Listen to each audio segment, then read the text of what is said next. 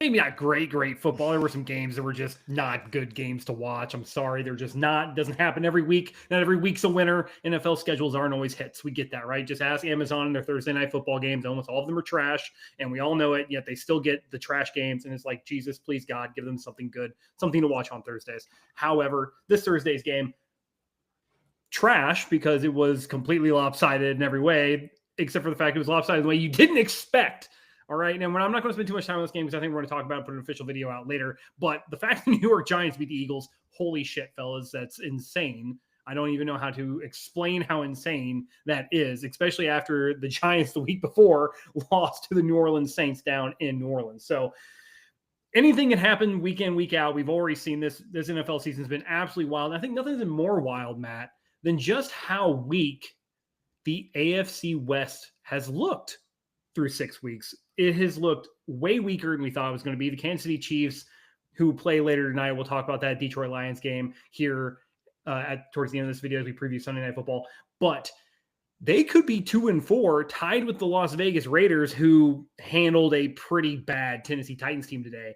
But this division is the only division in football where no offense has scored at least 140 points. Every other division has at least one offense in the division has scored 140 points. This division does not. The best offense in this division is the Denver Broncos at 130 points scored. And it has just felt very, very lackluster compared to what we expected from them this year. Yeah, it certainly hasn't looked good. And like you mentioned with the Broncos, like I've been super disappointed with the Denver Broncos so far this year. The defense is still defensing, and granted, it's against Justin Fields, who, listen, I've been a Justin Fields like kind of defender here for a little while. It's hard to defend Justin Fields at this point.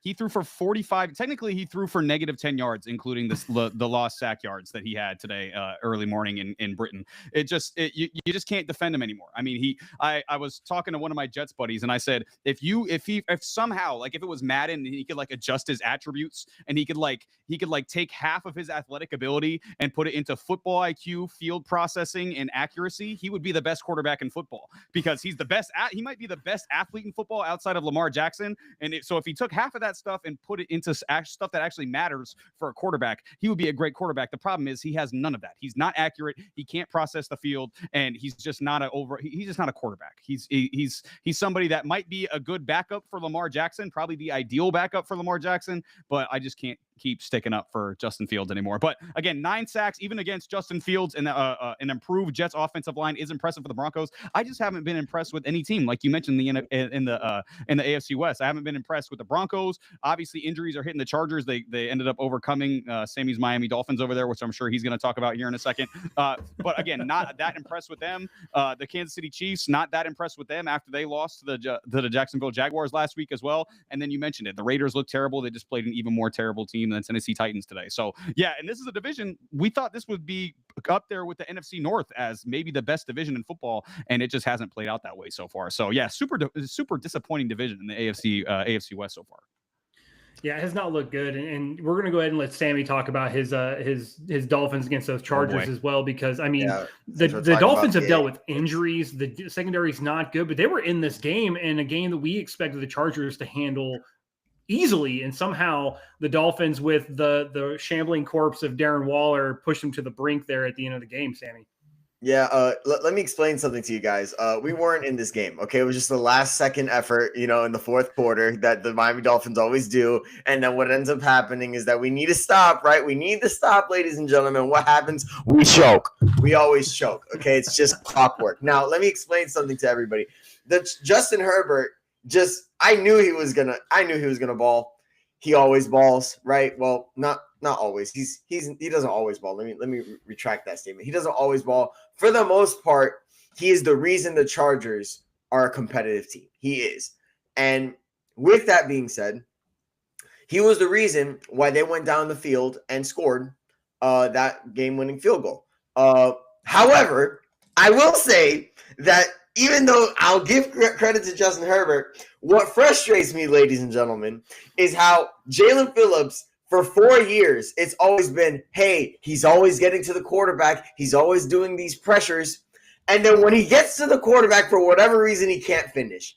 Sorry, I'd rather you finish on him. Please, for God's sake, finish. All right, I'm so tired of you not finishing. Wow. With that, what I say? Pause, bro. He said, Whoa. pause. What? Talk about finishing on him. You got to pause. Finish on him? Wait, no. Wait, guys. That was You guys stop. I'm in the zone right now. All right, let me backtrack. Look. Jalen. Finish on him. Don't Bro, clip that. That's a all right, short. don't clip I'm that. clipping that, bro. Look, man. With that being said, Taylor, I keep saying Jalen Phillips. I want you to sack the quarterback. I'm tired of you giving him pressures, and then Lai McConkey makes a catch. I'm like, okay, it's not the end of the world. Just make the tackle. Dante Trader, our rookie free safety. God bless his soul. The worst angle I think I've ever. Lai McConkey's a shifty dude, so I can't like really blame him. The worst angle you could have possibly taken on him, and Lai McConkey takes it. Look, the Dolphins need to clean house. I don't think this is a new news right now. It's not new. Like everybody from the top to the bottom needs to go. I'm talking about the long snapper, right? The punter, right? The backup right tackle, everybody. I am so serious. Nobody's job is safe. I'm talking about the social media manager, the Dolphins cheerleaders.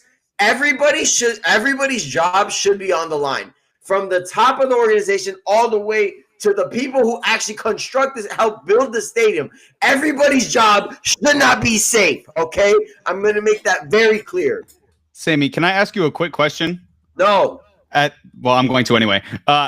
Do you even, as a Dolphins fan, obviously starting off 1-5, do you even want to win football games at this point? Like, is there any incentive at this point to win football games, just considering how bad the team is, how much the team needs to improve? Like, like if I were you, I would honestly, and it's kind of where the Patriots were the couple years before this year, I was honestly hoping that we lost because I knew our team wasn't capable of anything. So I wanted to get the higher draft picks in order to rebuild the team. So are you kind of in that same boat right now where it's like, who cares? Like, let's just lose at this point. Because after we fire everybody, which I fully expect to happen, there is no like there is no like victory in winning games anymore. Like it's not just the coaching, it's not just ownership, it's not just the team. Like the team is bad. The team is bad. We don't get pressure. We can't cover. We can't block. The wide receiver, even Jalen Waddle. I love Jalen Waddle. He dropped a pass that led right into an interception. Okay. I could go all day about how Tua isn't the answer, but Tua, to be honest, wasn't the biggest problem in this game, which is saying a lot because Tua, every single time we need him to deliver, he doesn't, okay? So, yeah, it's everything. Special teams. When we took the lead, all we needed was for them to not have good field position and to get the stop. Special teams gives them a 40-yard return. So they start at the 40. You might as well kick the ball out of bounds at that point, Joe. You kick the ball out of bounds and you get the same exact result. And then, I'm getting a headache thinking about this. And then we give up the big. I can't do this, guys. I can't do this. I just like how Sammy was like, I want everyone who built the stadium to be fired. He's going back to 1987 when the Hard Rock was first built. Sammy wasn't even alive, and he wants people terminated off of that. Yeah. Oh, by the way, big breaking Union news. Boys are fired. Big breaking news, by the way, guys. Fred Warner out for the season. That's one that we gotta talk about and I was thinking about this on the because I literally just drove 45 minutes to get here, kind of on time. But I was thinking about this on the car ride over. The Niners have suffered so many injuries, like it's unbelievable the amount of injuries they suffered. But to me, there's three that they can't overcome. One is Christian McCaffrey on offense. I don't think they can replace what Christian McCaffrey does on offense. Two is Trent Williams, still, even though he's old, one of the best left tackles we've ever seen, really. And three is Fred Warner. I have no idea how the San Francisco 49ers are going to replace the loss of Fred Warner because we've seen that defense get so much better with the addition of Robert Saleh. Robert Saleh and Fred Warner's connection is unbelievable. You see how well they fire off each other. So what do you guys think? Do you think they can survive this? Because I don't. I mean, this is just another one in the book, right? I mean, they wide receiver core has been decimated. They're, star quarterback Brock Purdy paid all this money for. He's barely played. Mac Jones has looked good, second 300-yard game in a row, but they gave up a lot of sacks. A lot of pressure came in there towards the end of that game when they knew he was going to have to throw the football. We know Mac's not mobile. So, yeah, they're in a bad spot. You kind of saw how that defense started to wane a little bit up the middle with Fred Warner's absence as they started to just kind of run the ball down their throat, even without Bucky Irving. Rachaad White's a pretty competent, capable running back. So that just sort of added on to it. And you sort of saw as that happened when Fred Warner goes out, that team just doesn't have the capability to overcome an all-pro not being out there. So yeah, when he went down, I saw the injury live. It was unfortunate, but that's the name of the game. And the 49ers, who have been sort of snake bitten all year, stay snake. And we gotta start worrying about his future now too, because he is getting up there a bit in age. And look, this injury could affect the trajectory of his entire career. We could potentially have seen the very last of the all-pro linebacker Fred Warner as of this moment. Hopefully he comes back. I'm rooting for the guy. He's one of my favorite players in the league. In my opinion, for the past 4 years, the best linebacker in football. So, it's just a terrible injury. I hope he gets well soon. Yeah, and unfortunately, we see it a lot of the time in NBA and obviously in the NFL too. We see it in MLB as well. Injuries decide the championship a lot of the time. The most healthy team is going to win, and to me, this is just like another fate injury that it's not the Niners' year. Like, you just can't keep overcoming injury after injury after injury. And Kyle Shanahan's doing a hell of a job. Obviously, Mac Jones just came in and filled in well for Brock Purdy, but at a certain point, you just can't overcome these injuries anymore. You just can't. Yeah, and on the flip side of that, someone who is overcoming a lot of injuries is Baker Mayfield. Dear God, I mean, there was a moment out there for a series where they had the 5th, 6th, and 7th wide receiver on the depth chart out there running routes, and Baker said, "It doesn't matter who I'm throwing to, we're winning this game," and he wills them to wins. And honestly, I just don't see any team right now that can stop this Baker Mayfield-led offense. I really just don't. Unless Baker's making mistakes or he's just, they are in every single game possible when it comes straight down to it because of Baker Mayfield. That dude, and it was funny because they were talking about it. They did an interview with Baker Mayfield a while back, and they said, when he first came in the league, everyone said because of his attitude and how he played and his demeanor and everything, he was cocky. He was overconfident, and they didn't like it. Funny how the narrative shifts. Yeah, and then it's like, oh, now he's winning. Now he's just, he's got moxie. He's got swagger. Aura. Yeah. Yeah. You start putting this W's the entire in there. Time. He was like this Baker, the entire bro. time. He never just played in switched up. Cleveland. He just played in Cleveland. If he had gotten drafted by the Tampa Bay Buccaneers, they would have felt the exact same way, regardless of how he played. Yeah. But since he got drafted by the Browns. Yeah. Can we say this is the only time where someone doesn't love a loser? Right? Like this is the only time where being a winner has changed the narrative about you as a person overall. Baker Mayfield as a Brown, right? Everyone is like, oh, he's cocky for no reason. The Browns suck. He has no reason to act this way. He's no reason to have that sort of confidence. I mean, what else is the guy supposed to do? Walk out there and be all like bummed out?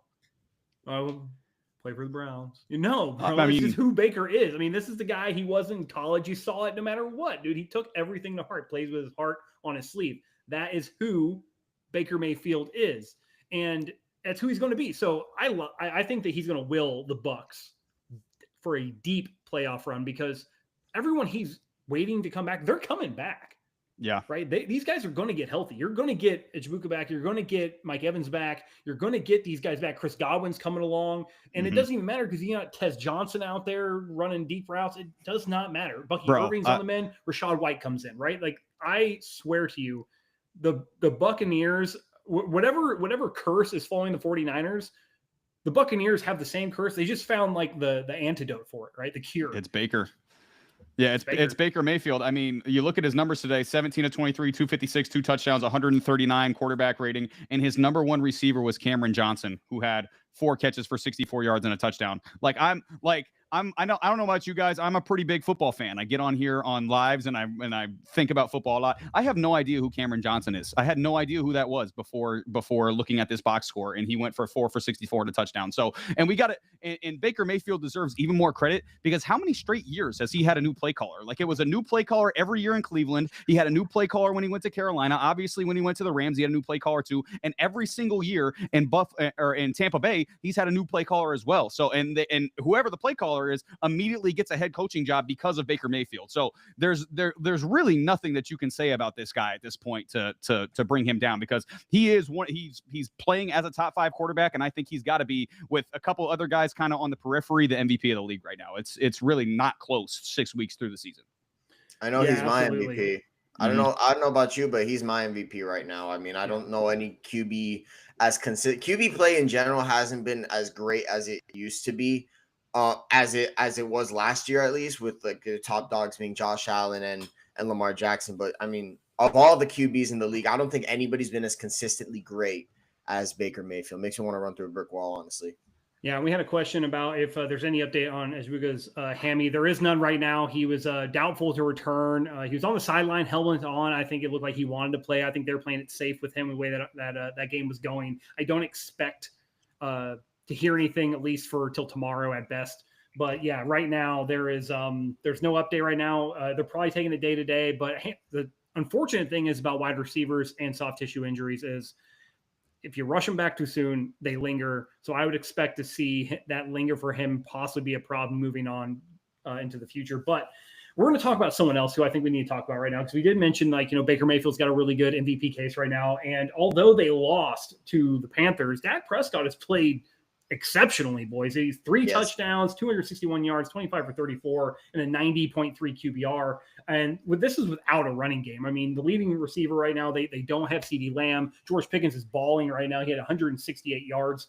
But Dak Prescott has played very, very well of late, but the record's not there. They're 2-3-1. They're 1-3 away from AT&T Stadium. It just doesn't look like this team is really around, which is kind of what we expected. We saw them get rid of Micah Parsons. We kind of knew the defense was going to be kind of mediocre. They were going to have to put up points, but you put up 27 points against the Panthers team that just got blown out, 2 weeks ago. You're expecting to kind of, do the same thing to them, right? This offense is high powered, and enter Rico Dowdle.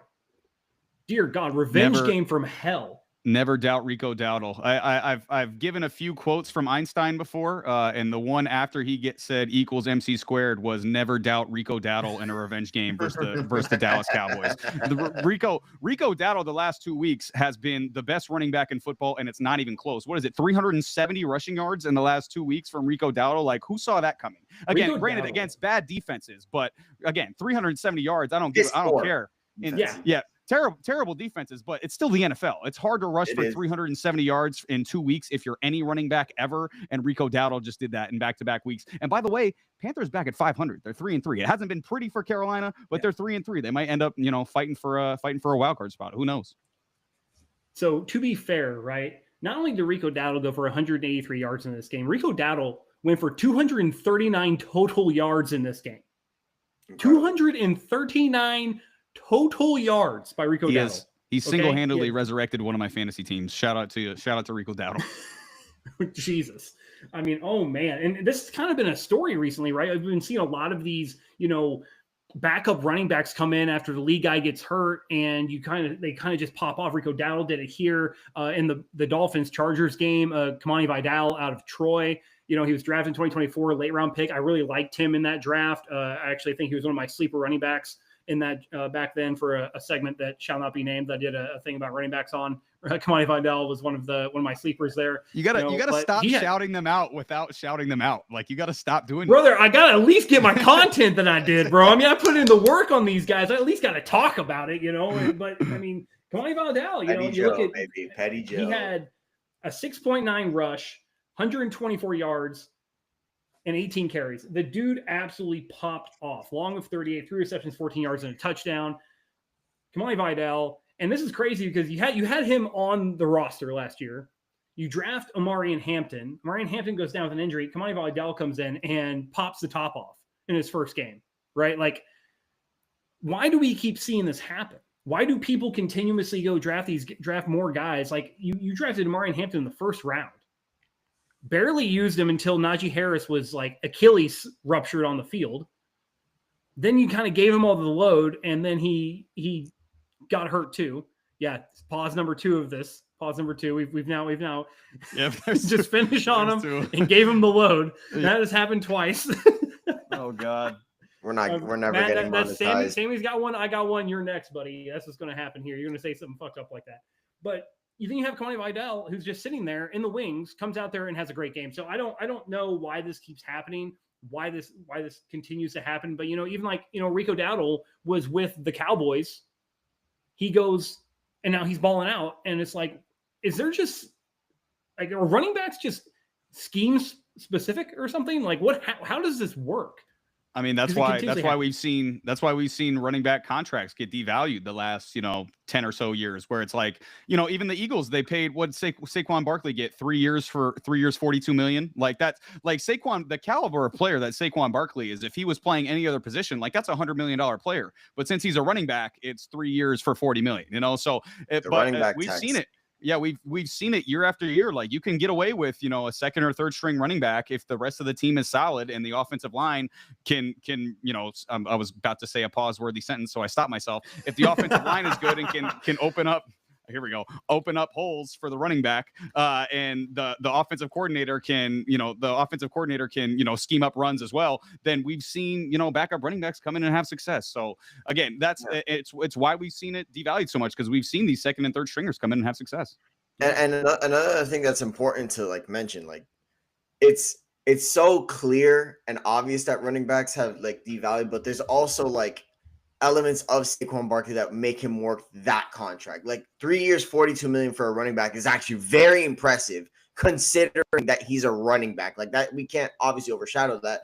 But again, if Rico Dowdle, this is no shade to Rico Dowdle. These are the best 2 games he's ever going to have in his career. I don't doubt that, against 2 of the worst defenses. But the thing is that if Rico Dowdle can have that stat line, I would imagine a bunch of other corners, you see Rico Dowdle can do that. So any running back we get from, it could be the 4th round, 3rd round. I mean, Devon Achane is a 4th round pick.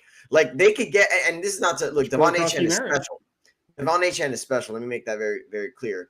But again, they got him in the 4th round. All of a sudden, Raheem Mostert out of there, right? Some of these running backs are expendable, and that's why Chuba Hubbard, he's probably scared for his life now that Rico Dowdle just did what he did, because once he comes back, it's okay, but am I going to get any touches? They extended me. They paid me, but am I going to get, what about that next contract? What if they cut me? Is anybody going to bring, this is why being a running back in the NFL is not easy. So it's very impressive running day for Rico Dowdle, but it's kind of an element just to show that running backs, they can go off, but that's why they're kind of a dime a dozen. Yeah. And then having an elite wide receiver is different from having an elite running back. True. And it's funny you say that, because we've been talking about sort of the trade deadlines coming up. We're starting to see some teams who's going to be buyers, who's going to be sellers. You kind of see who's going to be selling, and Chuba Hubbard, obviously injured right now, might not be movable because of that injury. But you kind of talk about a team that's rebuilding right now, needs to clear up some cap space. The Saints and Alvin Kamara could be heading towards a divorce, based on just sort of how that team's playing real quick. And honestly, you're not seeing a lot of the things you want to see from a feature running back from Alvin Kamara. Alvin Kamara is basically a wide receiver who's been thrust to a running back role, right? He doesn't pass pro very well. There was a pass pro today in the Patriots game. It was just the worst effort I've ever seen. Late reaction, doesn't rotate well, barely got a hand on Marcus Jones, who's not a big guy in the first place. He's a short, stocky kind of guy. I think he's under 200 pounds. Comes in, sacks Spencer Rattler there because, Kamara had a shot at him and just whiffed. And it was one of the worst pass protections I've ever seen from a running back in recent memory. And so, he could be on the move for a team that needs a little bit extra boost from a dual purpose back, or, just a little compliment, but I don't know if anyone's going to pay for him. He's kind of got that salary cap hit.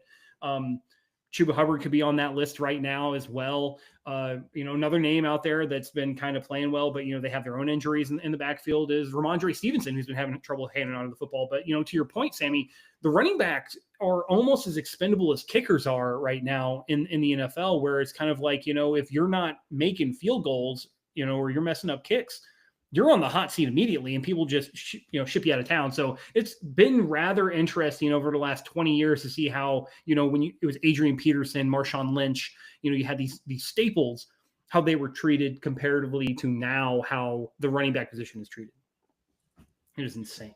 Yeah, it's super interesting, and like you mentioned, I think a good, real quick, for Alvin Kamara, I think a good landing spot for him is Kansas City, because their running game has been so terrible. You can have Pacheco kind of as like the spazzy power back, and have Brashard Smith, and then Alvin Kamara come in and catch passes for them as well. So I think that's a good landing spot for him. But like you mentioned, the running back position so devalued now. I'm curious to see how many teams actually decide they want to trade for a running back at the deadline. I think it's going to come down to like one of these contenders for sure. I think maybe, look, I don't think Alvin Kamara at this age is going to be that expensive of a drop pick to spend. I'm thinking, look, man, I'm sure the Bills would love to have a guy like Alvin Kamara to catch passes from Josh Allen. You know what I mean? Like something like that. A contender that can afford him, really, that can afford to give up a third round pick, fourth round pick, or something around that range, and have some juice to their offense. You know what I mean? So it's not impossible to envision a world where one of these contenders, whether it's in the NFC or in the AFC in particular, I think the Bills actually are the biggest threat to make that trade. I don't know why. I just get the feeling that the Bills would love to have, look, I know James Cook off the backfield is a good, solid pass catcher. I think a backup for James Cook being Alvin Kamara, and at this stage of Alvin Kamara's career, very good for Alvin, very good for the Bills. It adds some juice to the offensive weaponry, gives Josh Allen another weapon to really to throw to. Look, I think the Bills could be interested in something like that, maybe in the trade deadline. So we'll see. Yeah, absolutely. And Bills would be a bad spot for him. I mean, it's like you said, there or the Bills or the Kansas City Chiefs, they're looking for that extra pop, really, to put him over the top. It's kind of one of those things. Be interesting to see how it happens. Kansas City, obviously, they need something to pop in that offense. Rashee Rice, hopefully, comes back, and they sort of see that. I believe that after this week, he comes back next week. 6-game suspension is over, so we'll see how that affects that team and everything like that. But they might be 2-4 at that point in time. Once again, we're going to talk about here in a little bit, but I made a statement on a video, and it was cut into a short, and they commented on there really bad. I got a lot of hate. Tore you TikTok up. too. TikTok, they were commenting a lot. Tore you up, brother. Tore me up. And Spencer Rattler did not let me down. No, he didn't. He did not. Spencer Rattler balled out. A 102.6 rating, 72.1 QBR, a 77 completion percentage, and 227 yards on 8.7. And honestly, they probably win this game if it wasn't for some just blown coverages in the back end by the Saints secondary, as well as some dropped and fumbled footballs by his receivers. Chris Olave had a couple of catches that he just let go, and Juwan Johnson fumbled there as they were driving. That is just really, really bad. So personally, that is just one of the worst skill position groups I've seen have for a quarterback right now. But Spencer Rattler, you are the future of the New Orleans Saints. And I will double down on that right now. And I just said it again. And I don't give a fuck what people said in the comments, because you know how many people came back to comment on that video after Spencer Rattler had the game he had against Patriots today? It's funny how that works, huh? Not a single fucking one of them. It's funny how that works. Sammy, I'll let you take this, because we talked about it on the episode. You weren't there, so I'll let you take what are your thoughts on Spencer Rattler? I mean, he's definitely somebody that the Saints can build upon if Kellen Moore really thinks he has something in him. I mean, look, coming out of college, like, he wasn't this prospect that was like he had talent. It was just seeing the field, reading the defenses, that was really his issue. And look, if he can figure that out in the NFL landscape, and then all of a sudden, and then get him the proper weapon. Look, Chris Olave, I think, is definitely staying, but outside of Chris Olave, not a lot to work with. On top of that, the offensive line isn't that great either. If you truly believe Spencer Rattler is the guy, then I would say go for it. But I just don't know if Kellen Moore. I want to see if Kellen Moore is really going to expand with Rattler, or if he wants to bring in his own guy.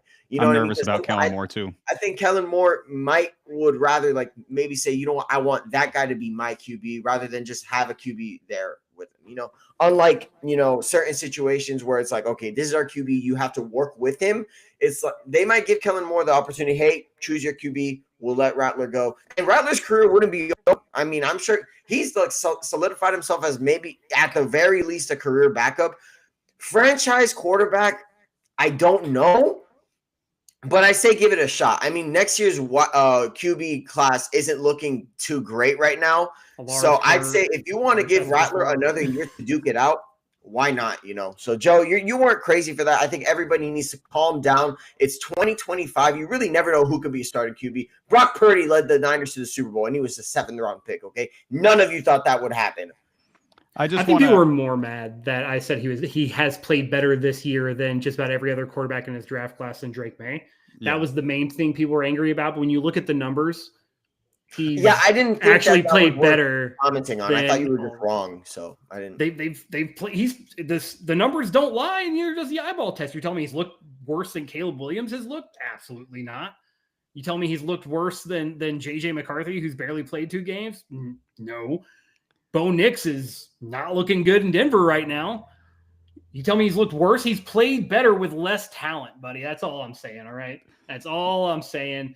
We're moving on. You gotta respond to Josh in the comments right now, hey, Josh, Joe, you're because a hater.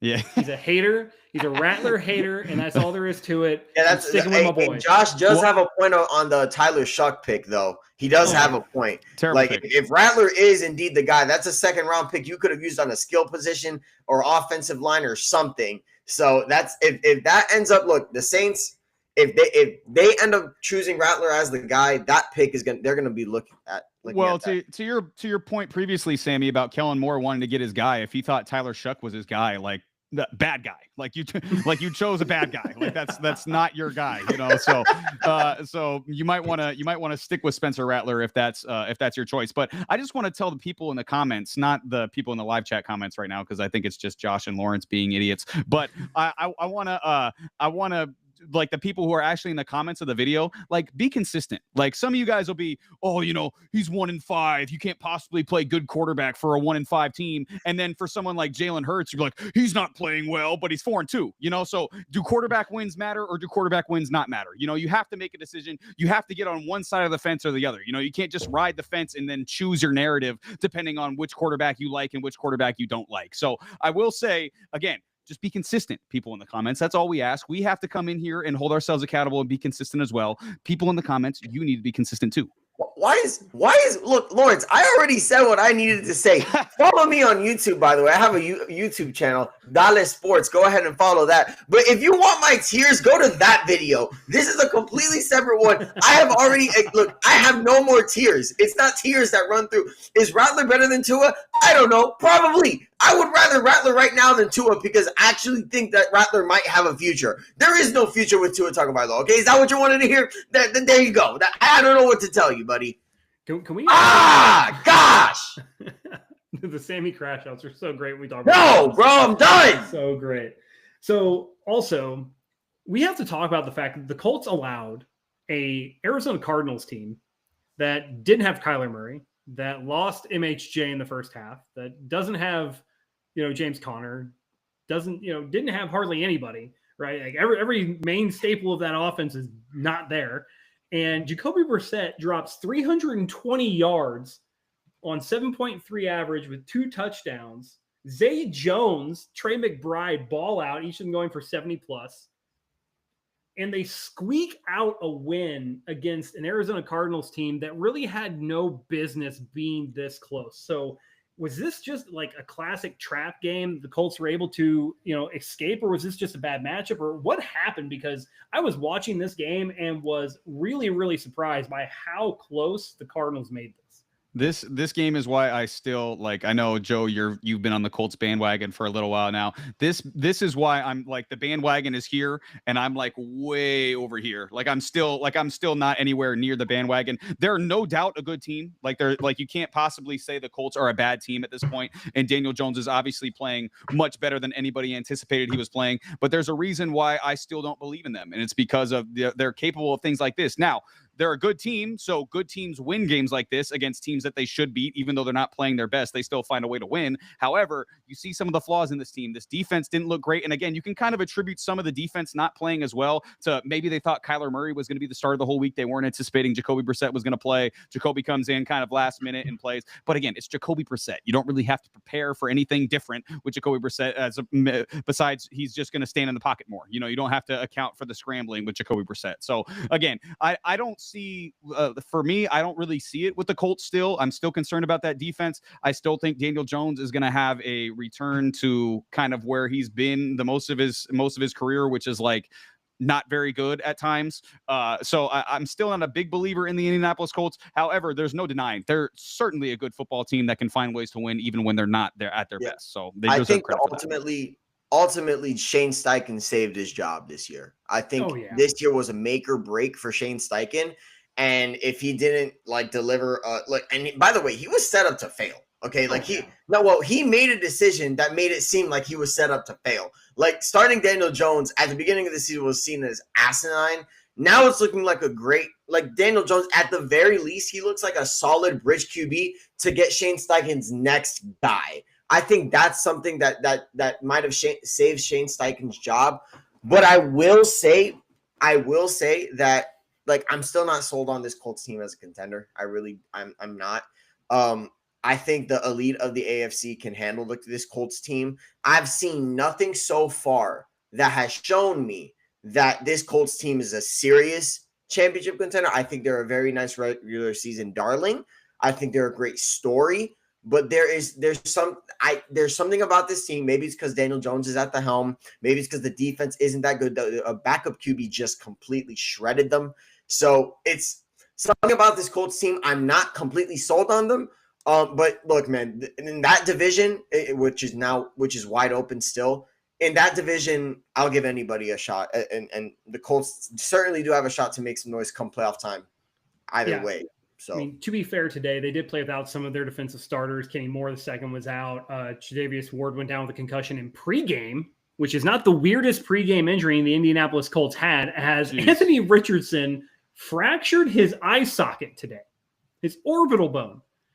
When he mishandled, and I'm not joking here, an elastic leg strap. Crazy. The guy can't catch a break. Oh yeah, he caught a break. All right, right in his fucking eye. Actually did.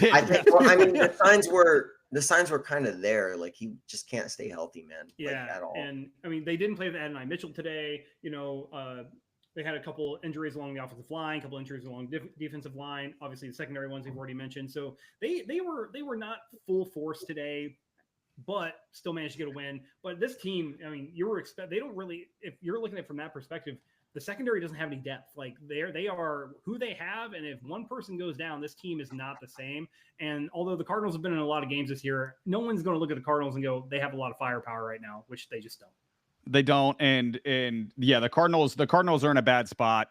They've lost so many games that they should have won at this point. We talked about it a little bit last week. Titans loss, that's one of the worst losses I've ever seen in any game in the history of football. Historically bad. Kyler Murray gets hit in the face. DeMercado drops the ball a half a yard from the end zone, and then that interception that Cam Ward threw that ends up a fumble, that ends up a touchdown for Tyler Lockett. Unbelievable. So yeah, I'm not big on the Cardinals, but we were just talking about the Colts. I want to bring up a team that's also in the NFC South that had a great record that I also didn't really believe in, and my not belief was kind of justified today.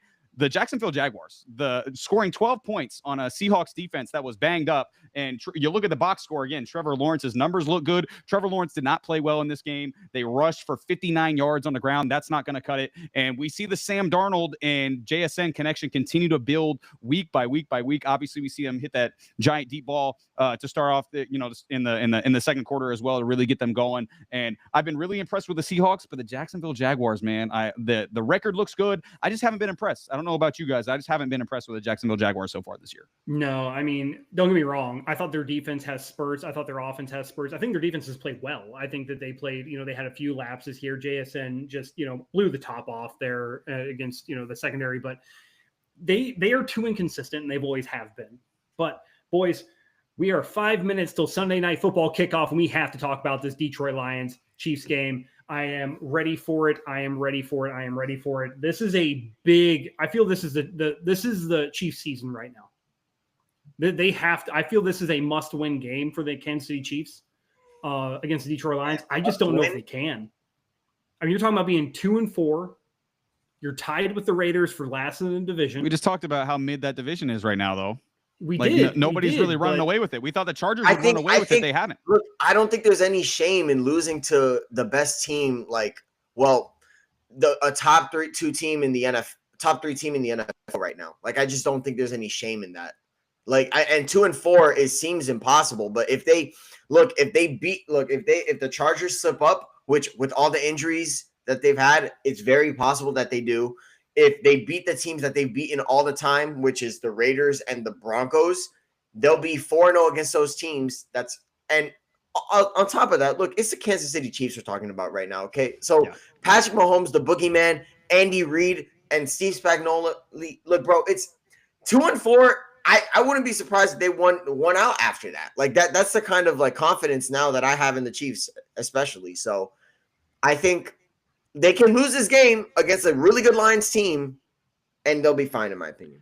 I mean, they could. Yeah, I agree with Sammy. I think if they lose this game, I think they're going to be fine. They're going to be 2-4, but you get Rashee Rice back, who's their number 1 receiver. You've got Xavier Worthy working his way back in, starting to get healthy. We've seen Patrick Mahomes in this offense start to look better despite the pick 6 last week versus Devin Lloyd, who made obviously an unbelievable play. Lloyd's having an unbelievable season, but we've seen this offense really start to turn the corner. I don't think they're going to lose today. Actually, I actually have the Chiefs winning this game despite the Detroit Lions coming in.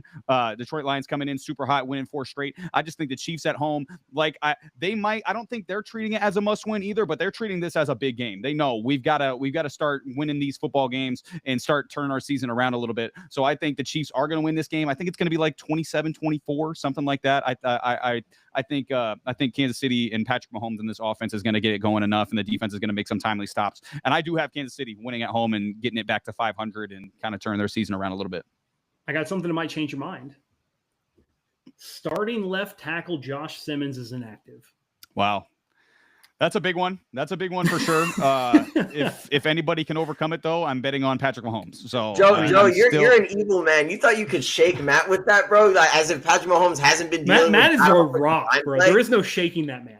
Can't shake me. he's rock solid in his picks, bro. He might regret it later. I'm rock solid too, man. I'm very solid in my picks. The only thing that can shake me is these cramps, bro. I'm over here dying.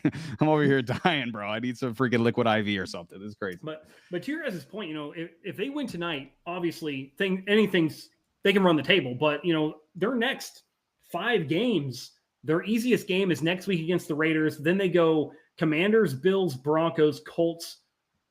Right, just straight off back, and 2 of those 4 games are on the road, so they're going to go to Buffalo, then to Denver. It is not an easy schedule. They cannot afford to slip up anymore. If they get a win tonight, they got hope. But if they lose tonight, that is a rough stretch to get back to 500 and have a shot at the playoffs. Because right now, there's a lot of 4-2, 4-1, 5-1 teams in the AFC that you have to contend with, and I just don't know if they can come back from it. I just believe in the culture. I believe in the coach. I believe in the quarterback. I believe in even though Kelsey's a little bit over the hill, I believe in him. I believe in Chris Jones. Like there's too much culture in there for them to miss the playoffs for me. Maybe they don't come back and win the division like we talked about. The schedule is really hard. It doesn't let up. Like it just continues to get harder and harder and harder throughout the season. But I do believe just in the Kansas City Chiefs. I wish I didn't. I wish I could come up here and say, the Kansas City Chiefs are going 2-15. I wish that's something that I could say and be honest about it, but I just don't believe it. I'll believe it when I see it with the Kansas City Chiefs if they miss the playoffs. That's where I'm at. Yeah, this feels very reminiscent of a couple of years ago when in the AFC East in 2023 in particular, where it seemed like the division was clearly the Chargers or the Dolphins, and then the Dolphins turned into the Dolphins, and the Bills ended up winning the division. This feels similar. The Chargers seem different, right? They have the QB, they have the head coach. It seems different. And then the Chiefs right at the end just cut everything off and they win the division potentially. So I don't know if they'll win the division necessarily. That's going to be a bit of a different task. As a matter of fact, I mean, Justin Herbert is built different in my opinion. So I do think that this season could wind up like that, but the Chiefs can make the playoffs and then win out from there. That's the kind of culture that the Chiefs have. So it doesn't really matter what happens.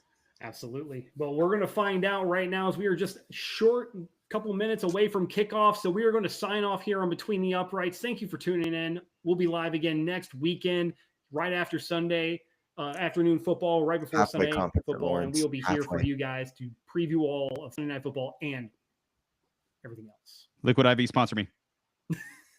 Stop the cramps.